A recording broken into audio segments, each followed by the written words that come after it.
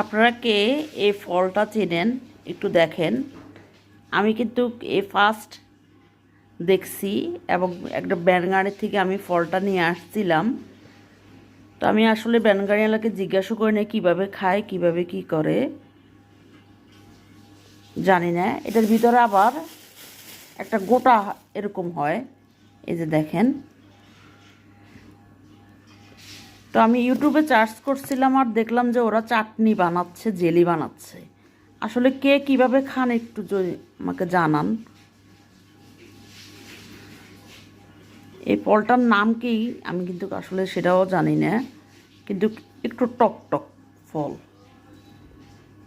ফল না সবজি সেটাও জানি না।